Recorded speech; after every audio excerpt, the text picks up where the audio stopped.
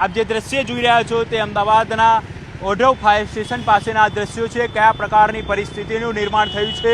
તેનો સ્પષ્ટ અંદાજ આ દૃશ્ય પરથી લગાવી શકાય છે, કારણ કે માત્ર સરેરાશ 1 ઇંચ વરસાદની અંદર અહીં ઢીચણ સમાળા પાણી ભરાઈ ચૂક્યા છે અને કલાકો બાદ પણ આ પાણી હજી સુધી ઓસરવાનું નામ નથી લઈ રહ્યા અને લોકો ભારે હાલાકીમાંથી પસાર થઈ રહ્યા છે, કારણ કે પીક અવર્સનો ટાઈમ હતો, લોકો ઓફિસે જતા હતા, તે સમયે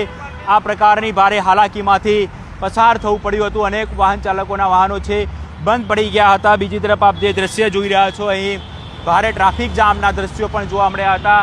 લોકોએ અહીં કલાકો સુધી ટ્રાફિકની અંદર ફસાવવું પડ્યું હતું, કારણ કે પાણી ભરાવાના કારણે ટ્રાફિક જામ જોવા મળ્યો હતો। ચારે તરફ આ પ્રકારના દૃશ્યો છે તે અહીં આ વિસ્તારની અંદર જોવા મળ્યા હતા। ન માત્ર આ જ વિસ્તાર પરંતુ નિકોલ, અજીત મિલ, 4 રસ્તા, આ તમામ જગ્યાએ આ જ પરિસ્થિતિનું નિર્માણ જોવા મળ્યું છે। તો અમદાવાદમાં સરેરાશ 1 ઇંચ જેટલો વરસાદ વરસ્યો છે, પરંતુ પૂર્વ વિસ્તારની વાત કરીએ તો પૂર્વ વિસ્તારના હાલ બેહાલ કરી દીધા છે। આપ જે દૃશ્ય જોઈ રહ્યા છો તે દૃશ્ય ઓઢવ ફાયર સ્ટેશન પાસેના છે, જ્યાં કયા પ્રકારની પરિસ્થિતિનું નિર્માણ થયું છે તેનો સ્પષ્ટ અંદાજો છે આ દૃશ્ય પરથી લગાવી શકાય છે, કારણ કે જો 1 ઇંચ વરસાદની અંદર આ પ્રકારની પરિસ્થિતિ સર્જાય તો અમદાવાદમાં જો વધુ વરસાદ વરસે તો શું હાલત અમદાવાદની થાય, અમદાવાદના પૂર્વ વિસ્તારની શું હાલત થાય તે સ્પષ્ટપણે અંદાજ આ દૃશ્ય પરથી લગાવી શકાય છે, કારણ કે સરેરાશ 1 ઇંચ જેટલો વરસાદ ગત મોડી રાત્રે વરસ્યો હતો અને એમાં આ પ્રકારની પરિસ્થિતિનું નિર્માણ થયું છે। ખાસ કરીને વાત કરીએ તો ઓઢવ, અજીત મિલ, 4 રસ્તા, નિકોલ છે, આ તમામ જે વિસ્તારો છે કે જ્યાં ઢીચણ સમાળા પાણી ભરાઈ ચૂક્યા છે અને પરિણામે લોકોએ ભારે હાલાકીનો સામનો કરવો પડ્યો છે, કારણ કે મહત્વની બાબત તો એ છે કે પીક અવર્સનો ટાઈમ હતો, લોકો ઓફિસે જઈ રહ્યા હતા અને જે લોકોના વાહનો બંધ પડી જવાની સમસ્યા સર્જાઈ હતી, ટ્રાફિકની સમસ્યા સર્જાઈ હતી, ભારે હાલાકીનો સામનો લોકોએ કરવો પડ્યો છે। જોઈ શકો છો આપ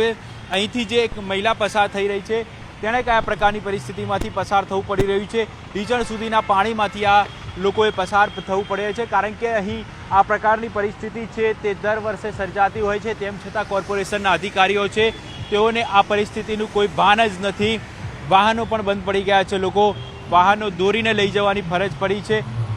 જોઈ શકો છો આપ દૃશ્યની અંદર ભારે ટ્રાફિક જામના પણ દ્રશ્યો અહીં જોવા મળ્યા હતા, પરંતુ આ તમામ જે સમસ્યા છે તે સમસ્યાનું ભાન કોર્પોરેશનના અધિકારીઓને ક્યારે થશે તે એક સૌથી મોટો સવાલ છે। દર વર્ષે મોટી મોટી વાતો કરવામાં આવતી હોય છે, પ્રી મોન્સૂન એક્શન પ્લાન છે તે અસરકારાત્મક હોવાના દાવાઓ કરવામાં આવતા હોય છે, પરંતુ આ પ્રી મોન્સૂન એક્શન પ્લાન કેટલો અસરકારાત્મક હોય છે તે માત્ર એક પ્રથમ વરસાદની અંદર જ ખબર પડી જતી હોય છે અને પ્રથમ વરસાદ જ આ પ્રી મોન્સૂન એક્શન પ્લાનની પોલ ખુલ્લી પાડી દેતો હોય છે। જો કે હજી વરસાદની સિઝનની શરૂઆત પણ નથી થઈ, માત્ર 1 ઇંચ જેટલો સરેરાશ વરસાદ વરસ્યો છે અને એમાં જો આ પ્રકારની પરિસ્થિતિ સર્જાતી હોય તો જો અમદાવાદની અંદર ભારે વરસાદ વરસે તો કયા પ્રકારની પરિસ્થિતિનું નિર્માણ થાય તેનો સ્પષ્ટ અંદાજ છે તે આ દ્રશ્યો જ બતાવી રહ્યા છે। મહત્વની બાબત તો એ છે કે જ્યારે વરસાદની સિઝન શરૂ થતી હોય છે તે પહેલાં જ અમદાવાદ મ્યુનિસિપલ કોર્પોરેશનના અધિકારીઓ છે તે બણગા ફૂંકતા હોય છે કે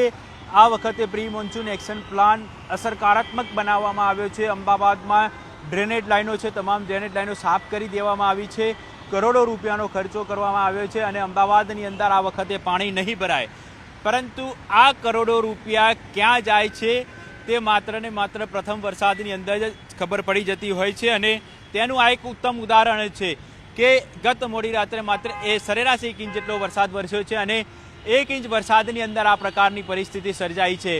લોકો છેલ્લા 3-4 કલાકથી આ જ પ્રકારની પરિસ્થિતિમાંથી પસાર થઈ રહ્યા છે, કારણ કે લોકોએ કલાકો સુધી ટ્રાફિકની અંદર ફસાવવું પડ્યું હતું। હું આપને દ્રશ્યની અંદર બતાવવા માંગીશ કે કયા પ્રકારના પાણી અહીં ભરાયેલા છે, કારણ કે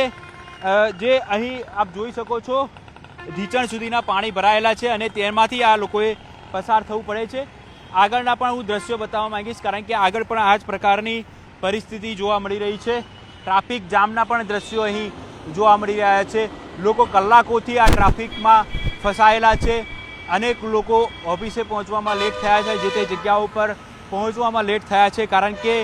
માત્ર ને માત્ર એક તંત્રની બેદરકારીના કારણે